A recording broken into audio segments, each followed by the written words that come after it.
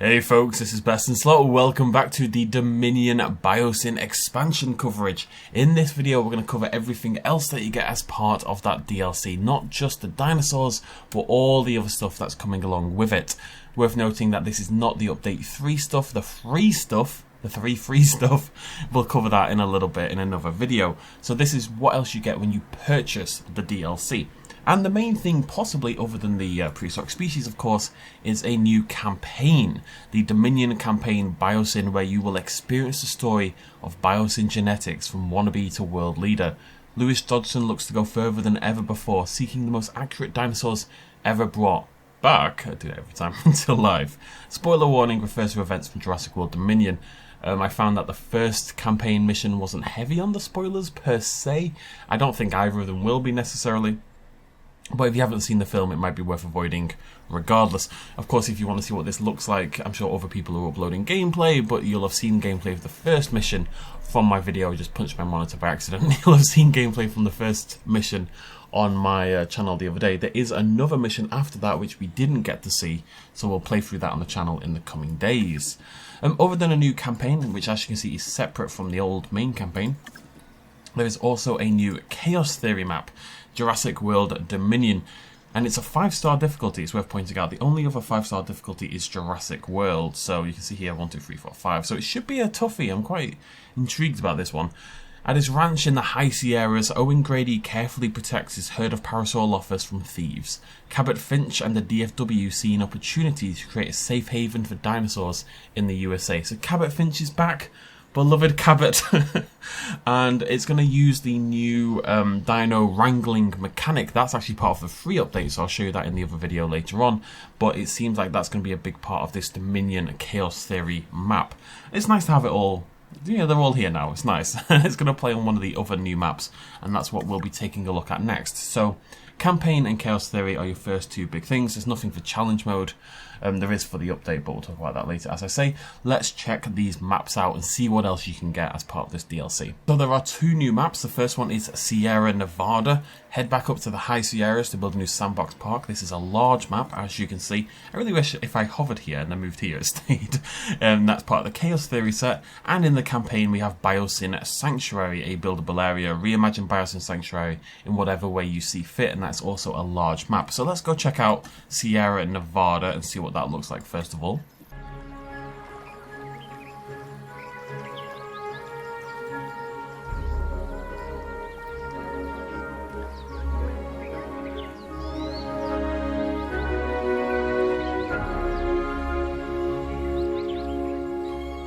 This is Sierra Nevada. It's a fairly humongous map. If we, well, let's hop into the map screen first of all. There you go, get a good feel for the size of it. Both the maps are pretty large and pretty nicely square. You know, this is a fairly regular shape. We've got a little sort of inlet over here at the side, kind of between these hills, but otherwise it's fairly regular in shape. There's a little divot over here as well. If I stick a large hotel here, and then we come down here, going all the way over here, this is how far the map goes down that way. And stick a hotel there, and hopefully, yeah, you can see, so that's the hotel I placed before, there's the hotel there, so all this space here is your buildable area, so it's definitely a chunky map. But the more exciting thing about it, and actually both maps do this, they have a unique environmental effect. They're not just, you know, cookie cutter maps. This one, as you can see, is permanently snowy. There's actually no other map in the game, as far as I know, that is permanently covered in snow, even when it's not actually snowing. So that's really, really exciting, actually. If you wanted to build a winter wonderland sort of park, this would be your opportunity to do so. And as you can see, you know, all the leaves and foliage are kind of frostbitten, stuff like that. It's pretty cool, actually, yeah, to have this permanently frosty sort of environment.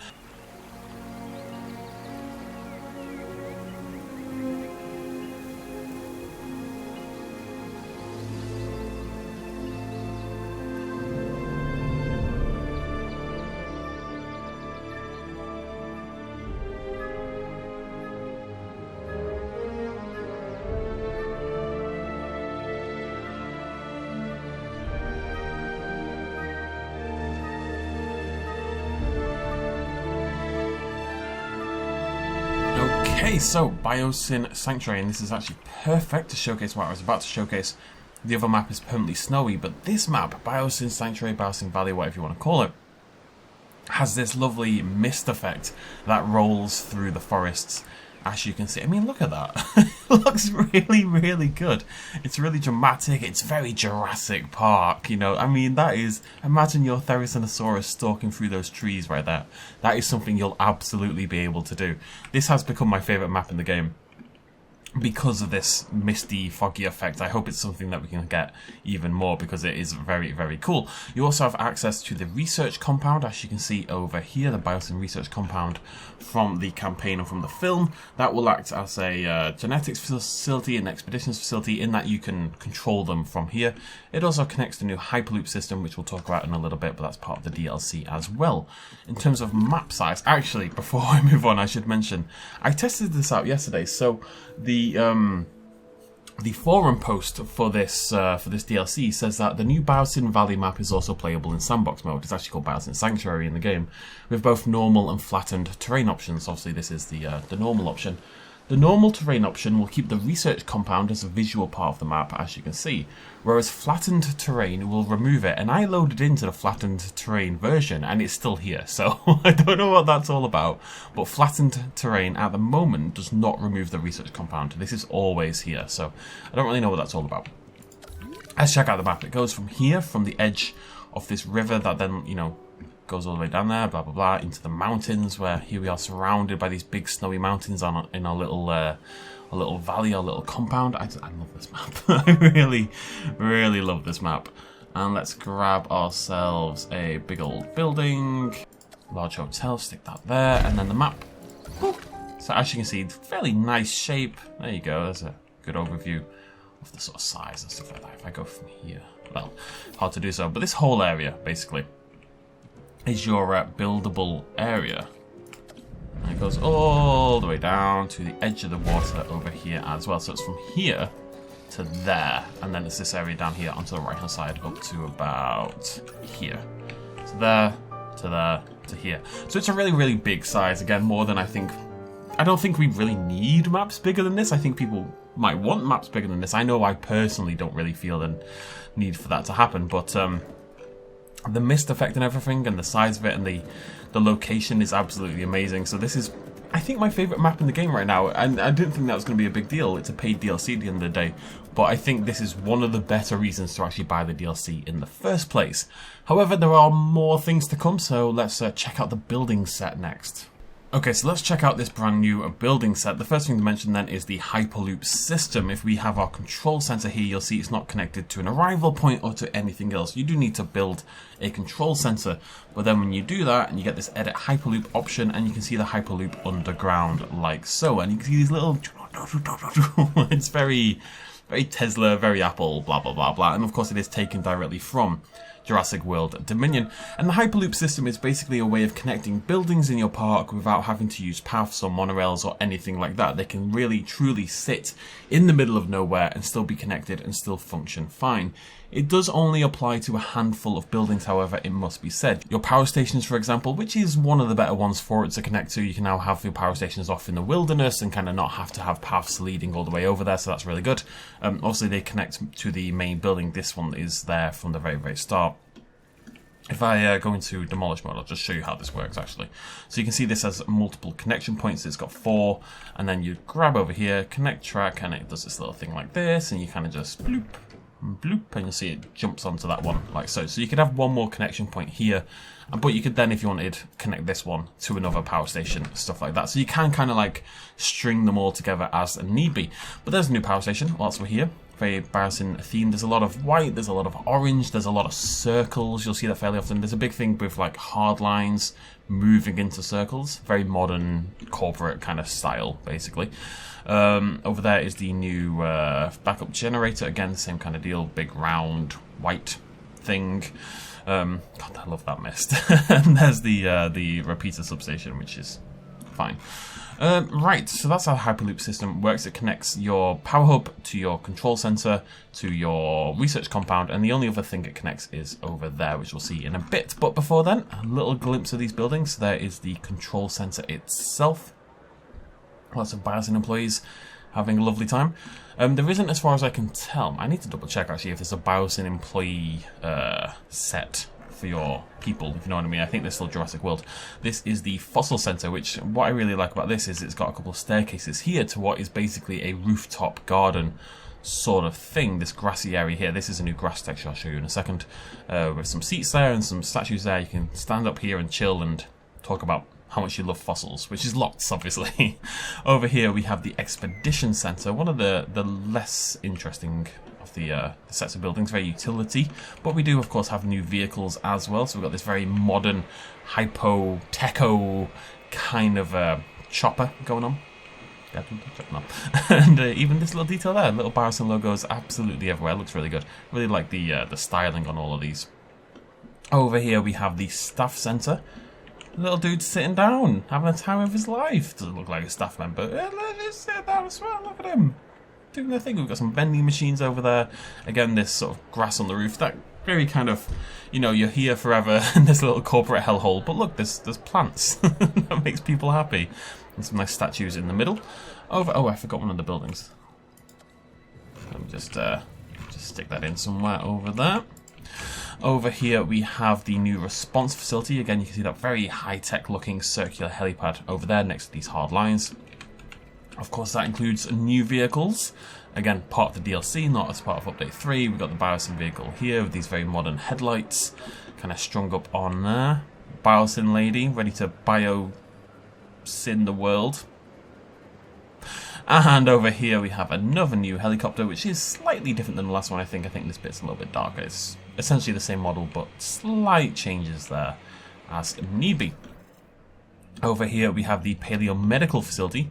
Again, circles and then hard lines. Very much a prominent theme, but it looks really good. It might be... I mean, it's similar in tech, I would say, to the Jurassic World set, but I would say I maybe prefer this one. I think I'm going to use it quite a lot, actually. And, of course, that means a new Paleomedical vehicle as well. The Mobile Veterinary Unit there. Biosyn logo on the side. Lots of, again, these very high-tech looking headlights. And, yeah, good stuff. So, oh, and our other new building, is the guest shelter. The emergency shelter kind of thing, which, there you go. Okay, and, of course, we also have some new decos. Let's swing better down here. This is the big one off the bunch, one of our new fountains. We've got the caustics going on there, the water dripping down in the middle, this lovely sheen screen of water. Of course, this is from Jurassic World Dominion. It's on the IMAX poster and stuff like that. I really want to try to use this to make like really cool shots. Somehow, like, you know, imagine your T-Rex walking past there and you can frame it in there. That'd be awesome. We've got another new fountain over here, a bit of a weirder one, but very interesting. They've all got this it's all bronze, this kind of slightly rusted looking bronze, and then very architectural in terms of their shaping. There's a couple of lights there. There's this one that looks a little bit like a fake tree, and this one which is more jagged shards. And then we've got some statues, all of which are lit up as well. So we've got this one, we've got this one. Oh, we got this one, don't know why I'm doing the voice. And then we got this one, which again looks a bit more like a tree. I will very quickly shove this over to nighttime, just so you can see it all lit up and beautiful. Look at that, look at it bloody glimmer. It's absolutely beautiful. Bam. Just imagine your Rex stalking past there and it just frames there, just like in the IMAX. It would look great. You can see, yeah, so they're all lit up. I mean, these are as light as the lights. I wish lights had like a much wider cone of light, if you know what I mean. Because if you put a light, and this is off topic, but go with me here. You put a light on the path, it kind of doesn't light up the path, like in the slightest. You know, look how much it's doing. You'd need one there and there and there. You'd need them all over the bloody place. It'd be nice if it was more like that, ideally. It should be much bigger in my opinion. But yeah, there you go. There's all the lit up things. So the final new building then is, actually, well, there's two more. There's the hatchery over here, which has a very funky shape. Again, curves, hard lines. You can see you enter here on this right-hand side, but the dinosaurs exit here on the left. It's kind of slightly off-kilter. The whole thing's very off-kilter in terms of the shape. They love doing this for the hatcheries. All the hatcheries are weird shapes nowadays. So you've got that, but then you've also very excitingly got this research outpost in the middle. Now, this is the other building that uses the Hyperloop system. So what this means is that you can have this smack bang in the middle of your habitat like so, and it works absolutely fine. If I click it, you can see it's connected via the Hyperloop over there. And those people, those lucky little sons of guns, are here to check out some dinosaurs. It's not actually great for viewing the dinosaurs, as you can see sometimes. Actually, it's quite nice up here. It's always a little bit further away, a little bit disconnected, but I think if you had it in the right place in like a big exhibit, it'd be really useful. But I just love that it's in the middle like that. It kind of feels like a new attraction. Now, I'm going to say this, as I've said many times, but the one thing this game still desperately needs is a new attraction. Frontier, if you're watching this video, a helicopter tour surely would be so easy. And people would love it. Trust me, people would go crazy for a helicopter tour. And it would be so easy. It should really be a thing. I'm just saying. Anyways. But this kind of feels like a new attraction. It feels more like the JPOG viewing dome than it does a viewing tower, because it's not connected over here, and not only is it, you know, disconnected entirely, but you can also do this. The gates come up, as you can see. And she's just very angry. None of them are looking out at the dinosaurs. But yeah, you can actually, I didn't realise this in my campaign. I literally did not try this out. So I'm sure this wasn't news to other people. But for me, I didn't realise this at all. You can actually raise and lower it. And then accidentally click your Triceratops. And so, yeah, there you go. So it's a little, you know, the gate's there just to make sure that, you know, any large theropod or whatever can't get to you whilst you're here. But yeah, sinks down and you can get a little bit closer in your view like so. Really, really cool little building. Not quite it for everything new. We also, of course, have the new invisible fence system that you can see here. These are really interesting. If you watch my...